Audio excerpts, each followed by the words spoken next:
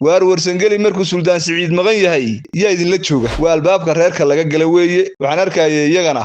qoliyo laascaanood ka hadlaya oo le warsangeli Suldaan Siciid baa maqan intii kala halkan ay ku dhantay qolada halka laascaanood ka hadlaysa adeebinkeeyahay cadadu halka geysay iyo talaxumadii Muuse waxaan leeyahay waar sukaan keena nabad baa ina deeqda war dhagahaygaasi maqlaan ama dhagahaygaasi maqlaan haddii aanu nahay waayeelka iyo waxgaradka beelaa garxajis waxa ugu weyn oo aan ugu jecelnay nabad Soomaalidu waxay tiraahdaa colaadi wiil bay dishaayay wiil kuma dhasho bismillaahir rahmaanir rahiim ilaahay baa mahad leh maanta haddii Allah awood leh ogolaado anigoo ku hadlaya magaca beelweynta garxajis waan hay afayoonkooda haddii aan hay Suldaan Rooble insha Allah bidmillaahi kariin waxaan isdul taagayaa gogashii nabadeed ee madaxweynaha qaranka Soomaaliland Cabdiraxmaan Maxamed Cabdilaahi Cirra uu dhigay degmada Ceergaabo ee magaalada madaxda gobolka Sanaag marka hore war dhagahaygaasi maqlaan ama dhagahaygaasi maqlaan haddii aanu nahay waayeelka iyo waxgaradka beelaa garxajis waxa ugu weyn oo aan ugu jecelnay nabad waan soo dhaweynaynaa baaqa madaxweynaha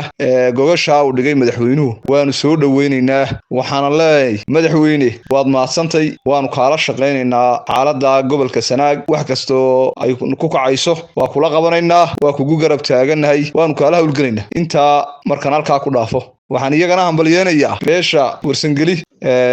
waayeelkiisa salaadiintooda aqoon-yahankooda ka soo jawaabay baaqii madaxweynaha iyo ajiibay gogashii madaxweynuhu Ceergaabo dhigay waxaan leeyahay waa mahadsantiin sidii wax garad yeeli jiray ayaa yeesheen waan hadee badankeeda leeyahay arrinka ka dhaw aqbasheen waxa weeyaan waan idinku duceynaynaa annana waa hadee badankeeda nabadda diyaarka u tiina ajiibteen ayaanu diyaar u nahay xagga iyaga beel ahaan xukuumad ahaanna madax meel ka sareeya la salaaxa ma jirtay madaxweynihi ayaa gogasha dhigay warsangeli odayaashiisa iyo cuqaasha iyo salaadiinta ajiibay baaqi madaxweynaha waa mahadsantiin baan leen waa mahadsantiin waxa weeyaan wanaag baa qaadateen Soomaalidu waxay tiraahdaa colaadi wiil bay dishaayay wiil kuma dhasho marka dalka waxa weeyaan iyo dadka nabadgelya dhaqda iyo wanaag runtii waa xumaan iyo magarantaa dhibaato in labada guri ee isku xiga ee walaalaha ee meel wada yaala ee magaalo wada leh loo kala abtiriyo oo colaal la geliyo waxa weeyaan waanu ka damqanaynay idinna hadii badankeeda leeyahay idinka hadii badankeeda leeyahay wanaagii aanu doonaynay ilaahay idin tusay ma kala maarmaan dadka Sanaag ku nool dadka Ceergaabo ku nool ma kala maarmaan waa inay abtigi waa dad meel ku wada dhashay waa dad hadii badankeeda isku mid ah in hadii badankeeda leeyahay xumaan la geliyaa wax inaga ina dhaqaya maaha inanka Aadan Siciid iyo inanka hadii badankeeda yahay Muuse Ismaaciil Bari